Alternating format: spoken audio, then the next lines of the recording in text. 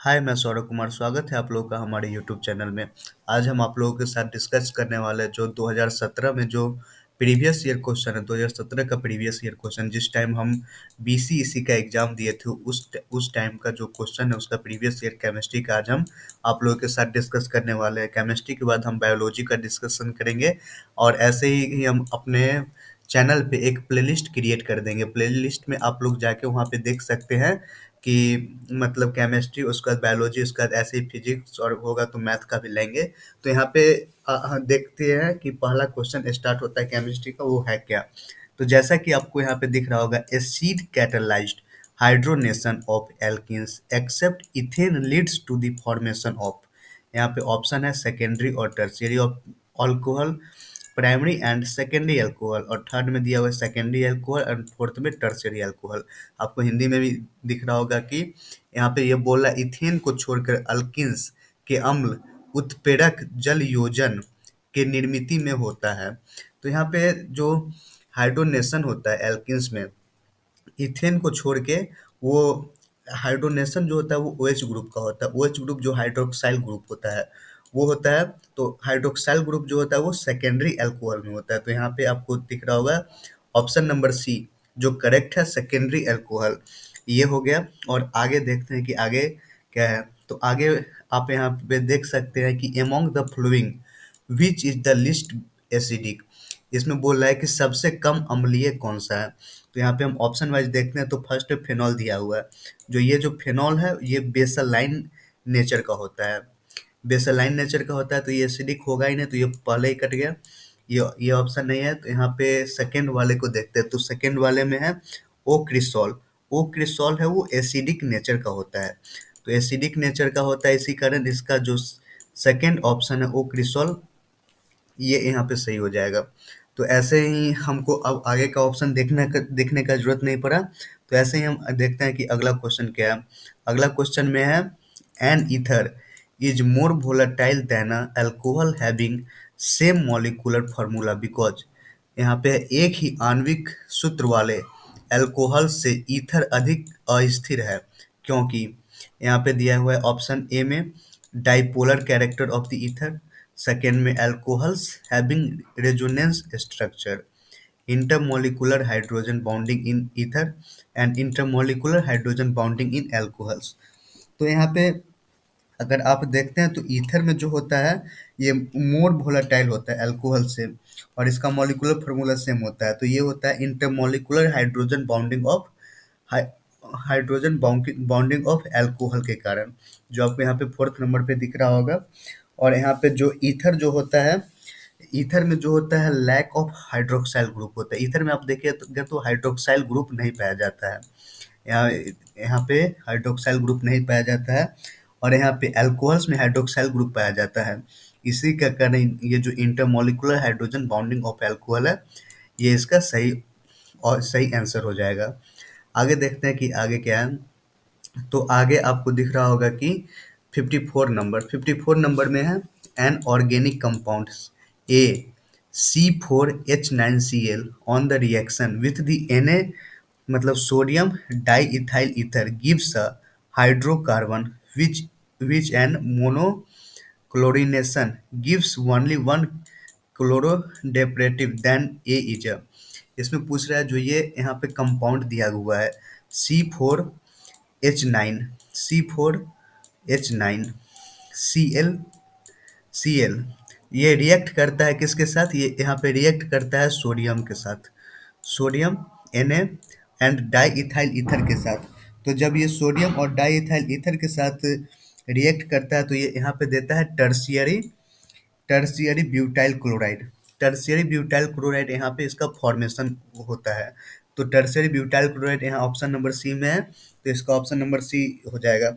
इसका रीजन ये है कि इसका जो रिजल्टिंग हाइड्रोकार्बन्स होता है वो मोनोक्लोरिनेशन में, जो ये क्लोरिनेशन डेपरेटिव होता है, इसीलिए टर्शियरी ब्यूटाइल क्लोराइड इसका आंसर हो जाएगा।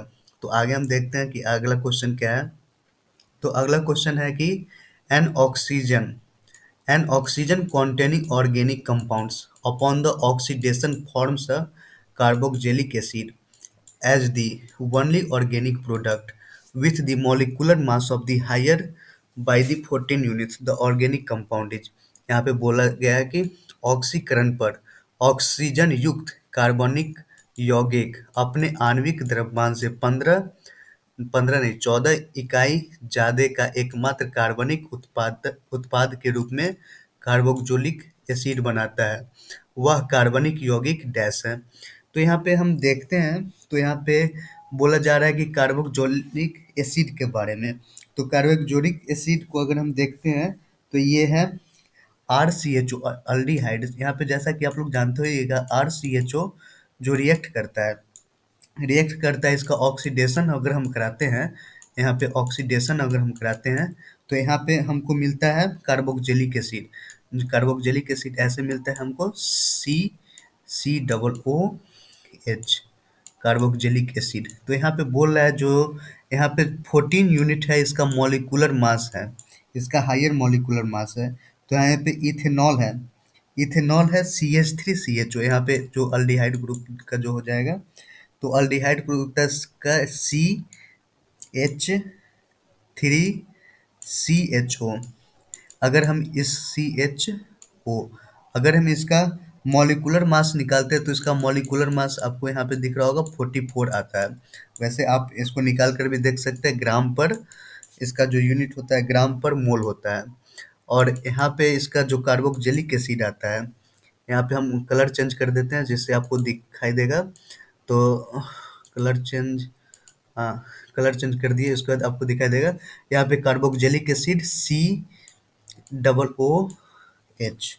तो इससे पहले है तो यहाँ पे CH3 यहाँ का फॉर्मेशन बनने के बाद आएगा तो CH3COOH। तो इसका मॉलिक्यूलर जो मास होता है, इसका मॉलिक्यूलर मास 58 होता है। तो इसका पूछ रहा है जो डिफरेंस अगर हम इसका निकालते हैं, इसका मॉलिक्यूलर डिफरेंस निकालते हैं यहाँ पे 58 और 44। तो 58 माइनस 44 जब हम यहाँ पे करते हैं तो यहाँ पे हमको 14 यूनिट प्राप्त होता है।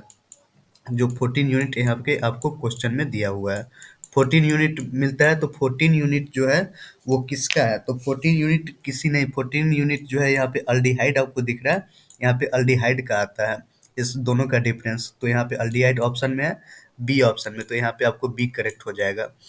तो यहाँ पे आगे चलते हैं, तो अगला क्वेश्चन देखते हैं कि अगला क्वेश्चन आखिर कहता क्या है। तो अगला क्वेश्चन में एनिसोल, आपको पता होगा anisole can be prepared by the action of methyl iodide on sodium phenate, the reaction is called.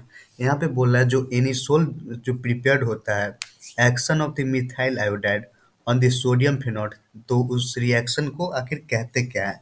तो यहाँ पे आप जैसा देख सकते हैं कि यहाँ पे ये जो रिएक्ट करता है C6H5OH के साथ रिएक्ट करता है, प्लस यहाँ पे बोला गया है कि methyl iodide C6H5OH, methyl iodide का फॉर्मूला क्या होता है, तो मिथाइल आयोडाइड का फॉर्मूला होता है CH3 और I।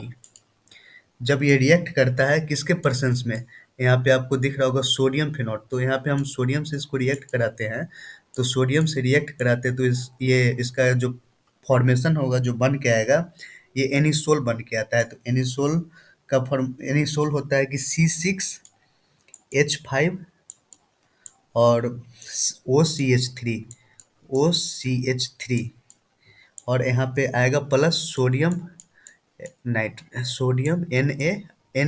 आता है, यहाँ पे आप देख लीजिए Na है। तो यहाँ पे एनिसोल का फॉर्मेशन होता है, ये होता है एनिसोल आपका, एनिसोल। और ये यहाँ पे आपको रिएक्ट किया, ये है मिथाइल आयोडाइड, ये यहाँ पे फॉर्मूला दिख रहा होगा CH3I। तो जब ये रिएक्ट करता है तो इस रिएक्शन को क्या कहते हैं, तो इस रिएक्शन को हम लोग कहते हैं विलियम्स रिएक्शन। जो आपको यहाँ पे दिख रहा होगा विलियम्स रिएक्शन का ये होता है। विलियम्स रिएक्शन में आप देखिएगा तो C6H5OH जब रिएक्ट करता है मिथाइल आयोडाइड से CH3I, यहाँ पे दिख रहा होगा CH3I और सोडियम के प्रेजेंस में ये रिएक्शन होता है, तो ये फॉर्मेशन एनिसोल का करता है। तो इस रिएक्शन को हम लोग विलियम्स रिएक्शन कहते हैं, जो ऑप्शन नंबर बी में दिया गया है। तो ये यहाँ पे ऑप्शन नंबर बी सही होगा। तो अगला हम देखते हैं कि अगला यहाँ पे कहता क्या है। तो अगला क्वेश्चन है यहाँ पे ये है कंसीडर द फ्लोइंग रिएक्शन, यहाँ पे आपको रिएक्शन दिया गया है। आप हिंदी और इंग्लिश में ज़्यादा डिफरेंस नहीं है, तो आप लोग मैनेज कीजिएगा, हम एक ही लैंग्वेज में बोल रहे हैं।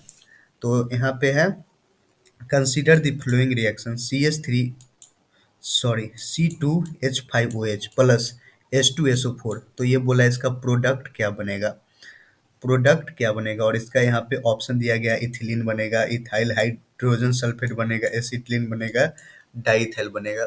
तो चलिए हम इसका जो रिएक्शन है उसका हम प्रोडक्ट देखते हैं कि प्रोडक्ट आखिर इसका बनेगा क्या। तो यहाँ पे रिएक्शन में दिया गया है C2H5OH, ये रिएक्ट कर रहा है किसके साथ, plus H2SO4 sulphuric acid, H2SO4। और ये जब रिएक्ट करता है तो रिएक्ट करने के बाद बनता है C2, यहाँ का आप देख सकते हैं, यहाँ का C2H5O, और इसमें का जो है एसओ एसओ थ्री जो है यहाँ का SO3 इसके साथ एडेड हो जाता है, SO3 ऐड हो जाता है, और H इसका जो यहाँ पे H है ये एडेड हो जाता है। उसके बाद इसका अदर जो होता है इसके साथ वाटर का भी ये होता है, निकलता है, वाटर निकलता है। तो यहाँ पे C2H5OH जब रिएक्ट करता है सल्फ्यूरिक एसिड H2SO4 के साथ, तो इसका प्रोडक्ट बनता है इसको बोलते हैं ethyl ethyl hydrogen sulphate, hydrogen hydrogen sulphate आप लिख लीजिएगा, ये बनता है। इसका जो प्रोडक्ट होता है ये हाइड्रोजन सल्फेट होता है, इथाइल हाइड्रोजन सल्फेट। तो यहाँ पे देखते हैं यहाँ पे इथाइल हाइड्रोजन सल्फेट कहाँ पे है, तो ethyl hydrogen sulphate B number में है। तो इसका जो करेक्ट आंसर हो जाएगा वो इथाइल हाइड्रोजन सल्फेट हो जाएगा। तो अगला क्वेश्चन देखते हैं, अगला क्वेश्चन क्या बोल रहा है। तो अगला क्वेश्चन बोल रहा है from amongst the flowing alcohols, the one that would be react faster with the concentrated HCl and the anhydrous ZnCl2 is। यहाँ बोला निम्न एल्कोहल्स में से जो सबसे कम तेजी से सांद्र HCl और निर्जल ZnCl2 के साथ अभिक्रिया करता है, तो वो होता क्या है। तो हम ये भी देखते हैं कि यहाँ पे जब ये रिएक्ट करता है तो होता क्या है। तो यहाँ पे देख सकते हैं जब ये रिएक्ट करता है तो यहाँ पे कंसनट्रेटेड HCl के साथ अनहाइड्रस ZnCl2, तो यहाँ पे जो फॉर्मेशन होता है, तो फॉर्मेशन होता है यहाँ पे 2 मिथाइल प्रोपेन 2 ओल, जो आपको फर्स्ट ऑप्शन में ही दिख रहा है, तो हमको आगे देखने का जरूरत नहीं है। 2 मिथाइल प्रोपेन 2 ओल का यहाँ पे फॉर्मेशन होता है, यही आपसे पूछा गया था। तो इसका रीजन ये होता है कि ये जो होता है टर्शियरी अल्कोहल जो रिएक्ट करता है ना, जो टर्शियरी अल्कोहल होता है, टर्शियरी अल्कोहल वो रिएक्ट करता है, ये फास्टर कंसंट्रेशन होता है HCl के साथ।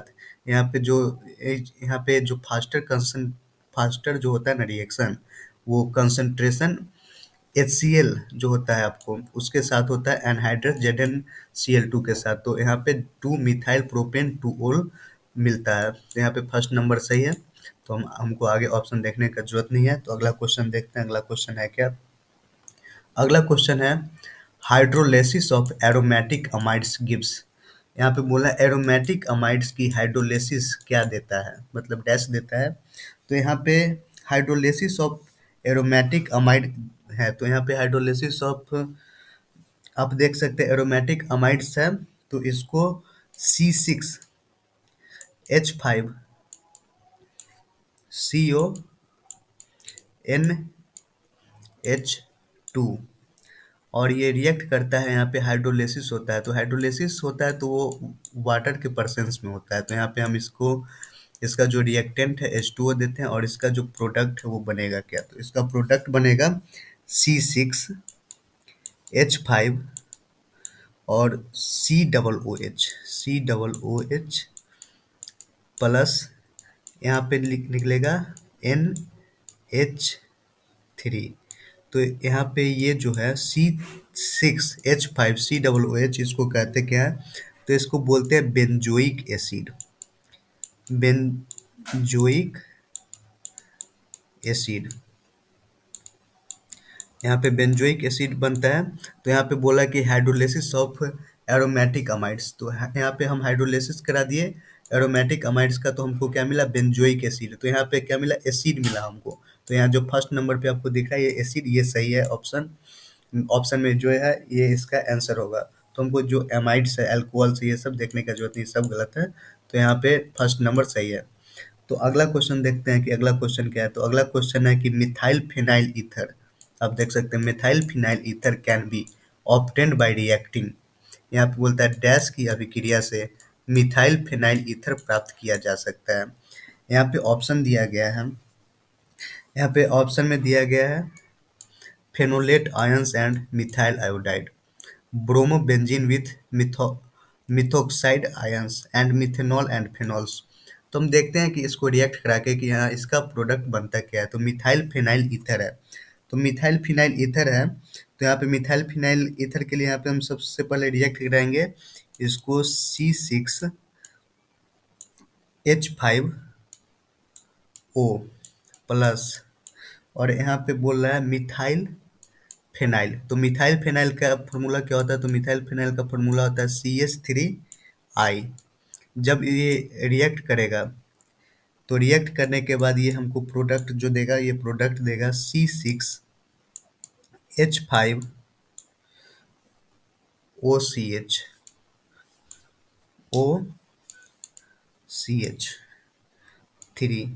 Plus I। तो यहाँ पे C6H5OCH है, इसको बोला जाता है एनिसोल।